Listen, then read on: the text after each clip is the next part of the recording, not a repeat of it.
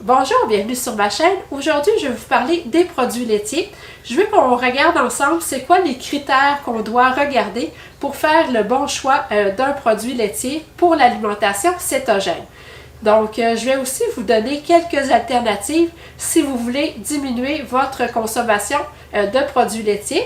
Parce que pour certaines personnes, les produits laitiers, c'est inflammatoire et puis ils doivent en diminuer la consommation.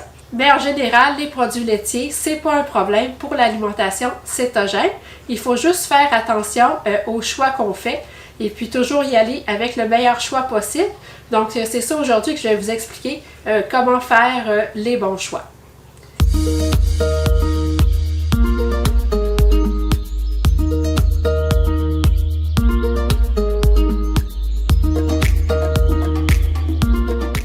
Donc, on pourrait penser que le meilleur choix pour l'alimentation cétogène, ça serait les produits laitiers sans lactose, parce que le lactose, c'est quoi? C'est le sucre contenu dans le lait.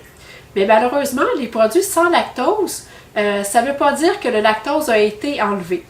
En fait, le lactose est toujours là. C'est juste qu'ils vont ajouter le lactase, qui est l'enzyme qui permet de digérer le lactose. Donc, parce qu'on sait les gens qui sont intolérants au lactose, c'est qu'ils ne sécrètent pas l'enzyme qui leur permet de digérer le lactose. Donc, c'est pour ça que ça leur cause toutes sortes d'inconforts intestinaux. Donc là, ce qu'ils vont faire, c'est que dans les produits sans lactose, ils vont tout simplement ajouter l'enzyme qui permet la digestion du lactose. Mais au niveau des glucides, ça va rester la même chose qu'un produit avec lactose. Donc, il n'y a aucun avantage à acheter des produits sans lactose si vous n'avez pas de problème à digérer le lactose. Donc, on va parler du lait. Donc, le lait n'est pas permis en alimentation cétogène parce qu'il contient beaucoup trop de glucides. Donc, une tasse de lait, c'est 12 grammes de glucides. Donc, sur une banque de 20 grammes, juste une tasse de lait, vous venez de prendre une bonne partie de votre budget de la journée. Donc, 12 grammes pour une tasse, c'est beaucoup trop. Donc, à ce moment-là, on va remplacer le lait par des laits végétaux. Comme par exemple, celui-ci qui est un lait d'amande. Donc, lui, il mousse très, très bien. Donc, pour le cappuccino du matin, il est vraiment parfait. Et puis, c'est juste 1 gramme de glucides pour une tasse. Mais c'est vraiment important de vous assurer de choisir la version non sucrée. Parce que vous allez voir, souvent on se fait avoir à l'épicerie parce que la version sucrée et la version non sucrée, l'emballage est vraiment identique. Il faut vraiment prendre le temps de regarder que c'est marqué non sucré.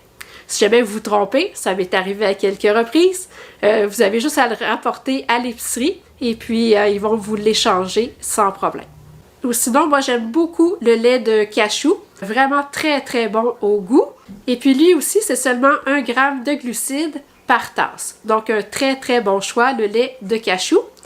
Il y a aussi le lait de macadam. Donc, si jamais à votre Costco, vous avez la chance d'avoir encore le lait de macadam, très, très bon au goût. Moi, malheureusement, mon Costco, ils l'ont plus. Mais si jamais à votre Costco, vous avez la chance de l'avoir encore, lait de macadam, très, très bon choix. Donc, on ne consomme pas de lait, mais on va consommer de la crème 35%.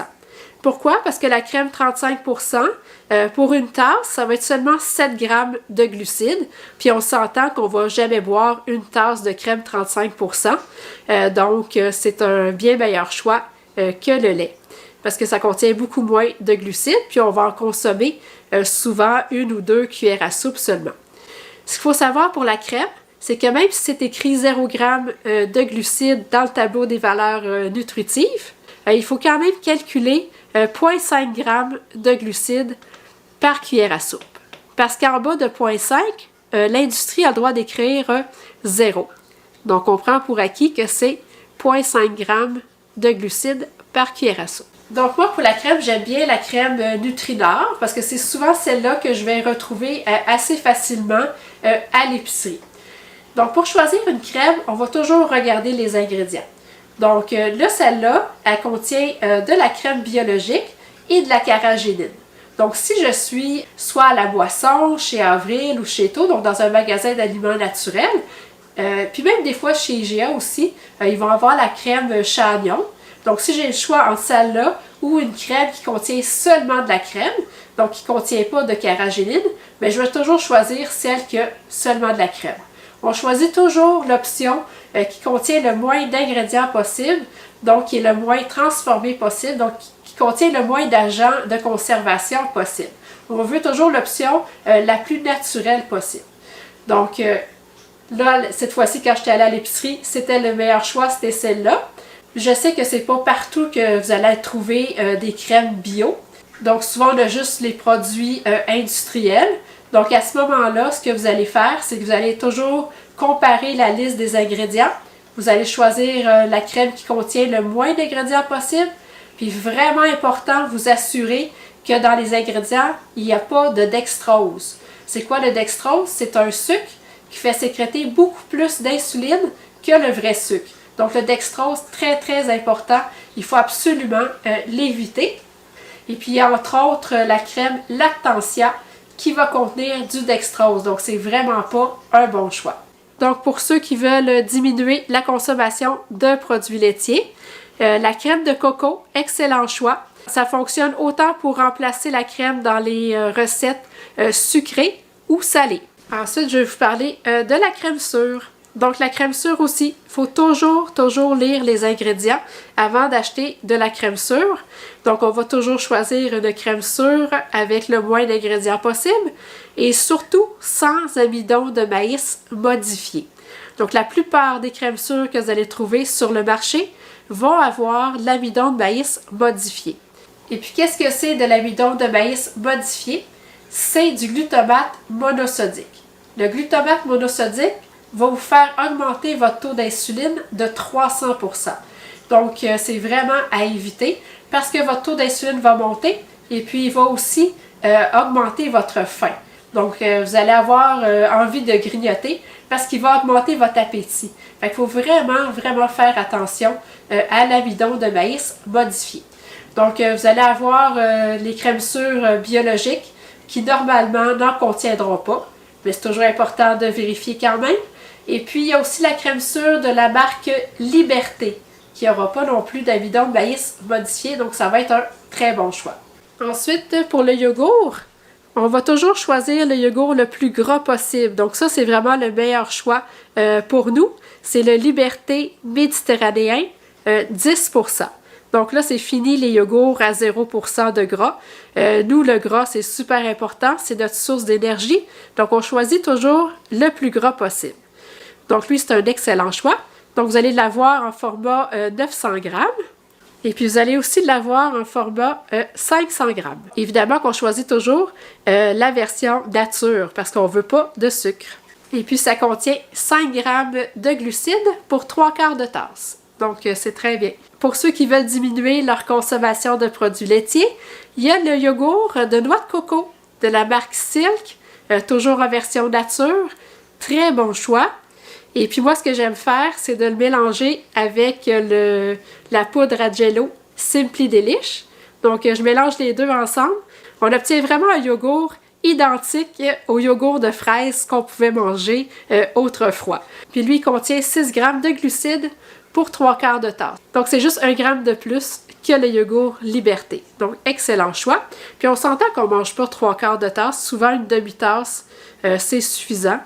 Donc, pour le fromage à la crème, j'ai le choix entre le fromage à la crème Liberté ou le fromage à la crème Philadelphia. Donc, évidemment, on choisit toujours la version grasse. On ne choisit pas la version allégée. Donc, entre les deux, le meilleur choix, ça va être le fromage à la crème de la marque Liberté. Pourquoi? Parce que lui, il est fait avec du vrai lait et puis lui, il est fait avec des substances laitières modifiées. Donc, c'est quoi des substances laitières modifiées?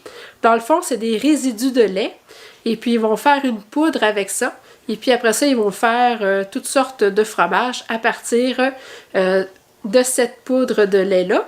Le désavantage, c'est que dans le fond, on n'a pas tout le lait, donc on n'a pas tous les nutriments qu'on devrait retrouver dans le lait parce que c'est comme des résidus de lait. Donc, comme on essaie de manger le moins transformé possible, donc celui-là, il va être beaucoup plus transformé que celui-là. Donc, celui-là, il est beaucoup plus naturel. Par contre, lui, il coûte beaucoup plus cher que le Philadelphia. Donc, lui, je vais l'acheter pour manger avec mes bagels. Et puis lui, comme il est plus abordable, je vais l'acheter pour cuisiner. Donc on fait toujours le meilleur choix possible, mais il faut quand même respecter son budget. Donc celui-là ici, il va contenir 1 g de glucides pour 1 cuillère à soupe. Donc lui, c'est seulement 0,5 g de glucides par cuillère à soupe. Donc c'est la moitié des glucides que le Philadelphia. Donc pour remplacer le fromage fondu de type single de Kraft, ou aussi les fromages fondus à tartiner, un peu comme le Cheese Whiz. Faut faire attention parce que souvent, ça va contenir de la maltodextrine. Et puis la maltodextrine, c'est quoi? C'est aussi un sucre qui va faire sécréter beaucoup plus d'insuline que le vrai sucre.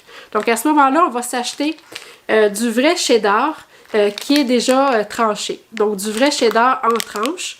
Celui-là, il est vraiment, vraiment parfait. Donc, ça ne contient pas de maltodextrine, évidemment. Et puis, c'est fait avec du vrai lait. Donc, c'est pas fait non plus de substances laitières modifiées. Donc, excellent choix. Donc, pour les fromages cheddar puis les fromages mozzarella, qu'on a souvent besoin pour cuisiner. Donc, ceux-là, oui, contiennent de la substance laitière modifiée.